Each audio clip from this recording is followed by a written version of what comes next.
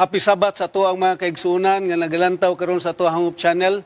Lipay mi nga nagapakiguban kaninyo dinhi sa online worship ni mo nga kabuntagon. And ini mo nga kabuntagon atong tun-an ang mahitungod sa Luke chapter 10 verse 2. Ingon diri, the harvest truly is great, but the laborers are few.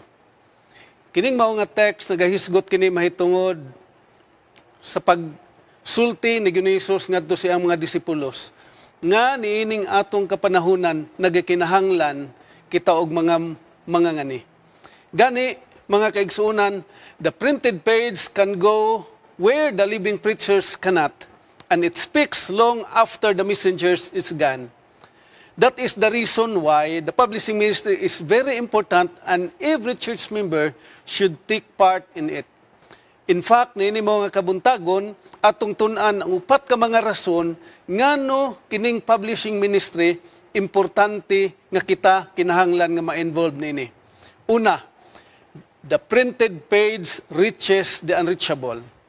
Daghan nga mga tao nga dili makaanha sa atuang simbahan, maabot sa atuang mga wali, pinaagi sa atuang mga pastor, mga kaigsunan, apan sila maabot pinaagi sa atuang mga basahon sa mga magasin o mga tratados. Gani usa sa mga eksperyensya nining usa ka babae, usa ka Chinese family.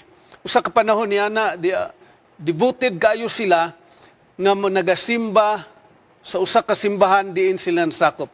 Usa ka panahon niya na nabisitahan sila usa ka literature evangelist.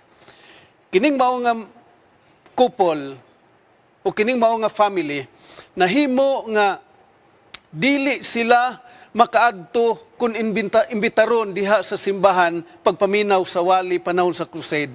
Apan pinaagi sa usa ka literature evangelist nga ning visit ngadto silang panimalay, kining mao nga panimalay nakadawat sa mensahe diin kining mao nga mensahe ilang naangkon ug usab ang kamatuoran miabot diha silang panimalay. Ug ang istorya mao nga kining tibok pamilya nakaangkon sa kamatuoran pinaagi sa pagbasa nila sa mao nga mga basahon nga ilahang nadawat gikan sa ato ang mga kaigsuonan faithful literature evangelist.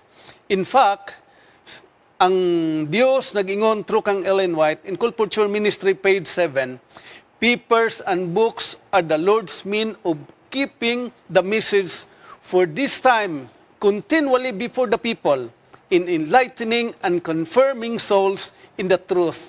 The publication will do a far greater work than can be accomplished by the ministry of the word alone. Atong makita mga kaigsuonan nga kini dieng mga basahon importante ug usab maabot ngadto sa mga katawhan diin dili maabot sa ato ang mga mensahero. That is the reason why kini importante kaayo nga buluhaton alang sa matag usa nato. Ikaduha nga rason, it prepares people for the second coming. Kita nasayod nga ang Dios hapit na mobalik pinaagi sa mga ilhanan nga iyahang gipakita o ato ang nakita sa ato ang kapanahunan karon pinaagi sa iyahang pagsulti diha sa balaang kasulatan. Gani kining mao nga mga basahon mga kaigsuonan, kining mao nga buluhaton magahimo sa pagdala ug paghatag og warning ngadto sa mga tao haron sila maandam sa ikaduha nga pagbalik sa Ginoo. Ang Dios nag-ingon diha sa Testimonies for the Church volume 4 page 390.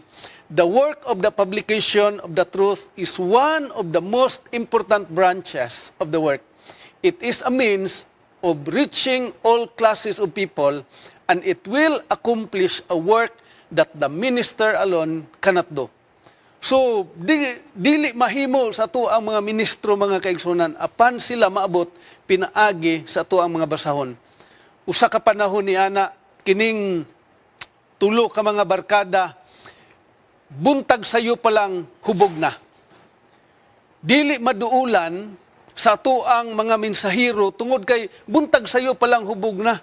Apanay usa ka tawo nga mingduol ngadto kanila ug nangamigo paghuman ni ana nga sila na amigo giduulan nakuha ang ilang atensyon nga kinsa maning tawhana nga ning duol nato nga bisita. Ug sa diha nga ilahang gipangutana ang conversation na hitabo ug kining mao nga tawo ming presentar sa iyahang tuyo ug nagpromote, nagdala ni ining mao nga libro.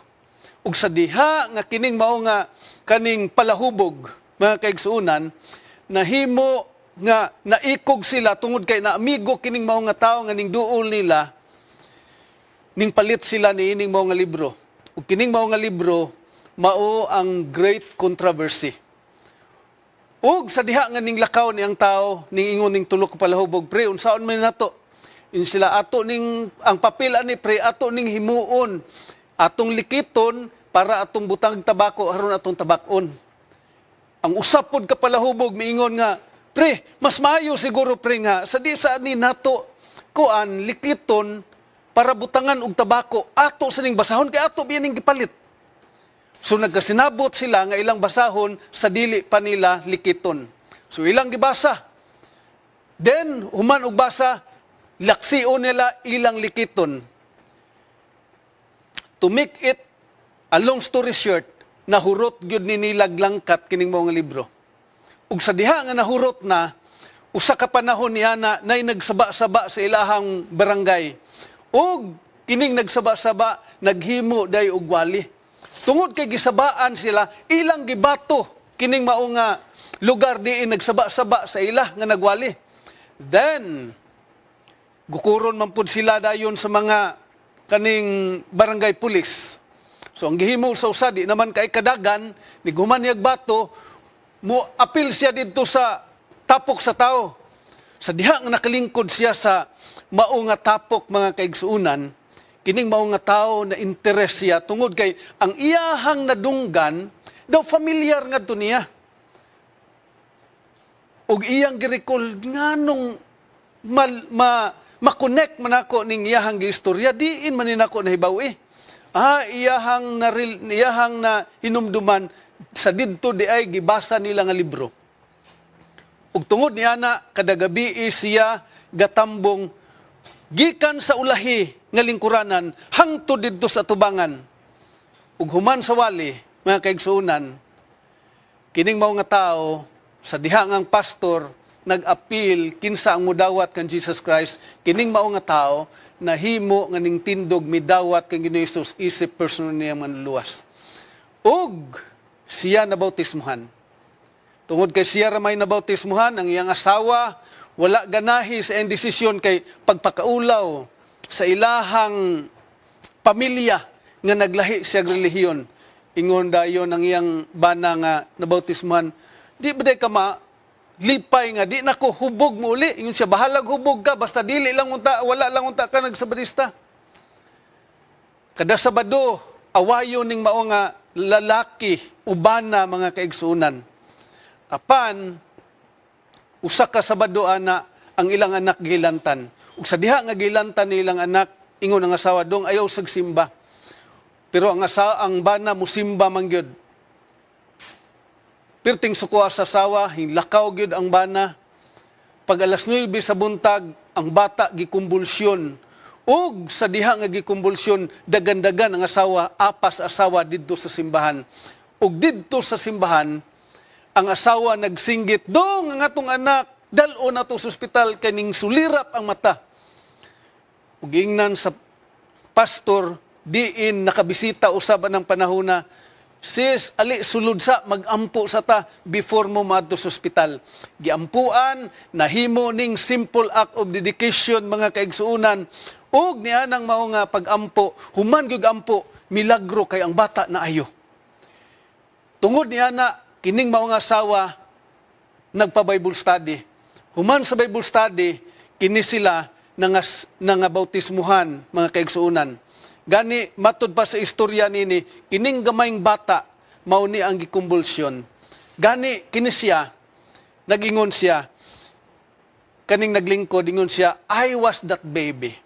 Mga kaigsuunan, kung wala pa ang basahon, naabot nga doon sa panimalay, walay Pastor Serrano sa atuang kapanahunan.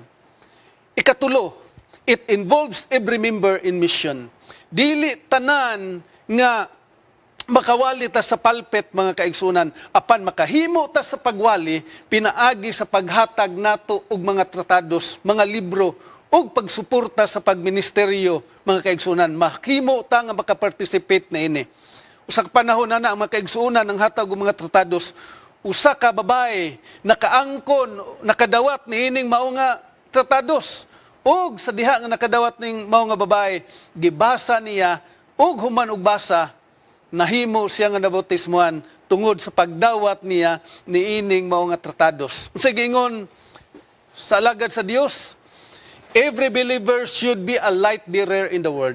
God cannot display the knowledge of His will and the wonders of His grace unless He uses His people as His witnesses. Ikaupat, mga kaigsuunan, nganong gikinahanglan ni siya? The publishing work is God's appointed means for the last days.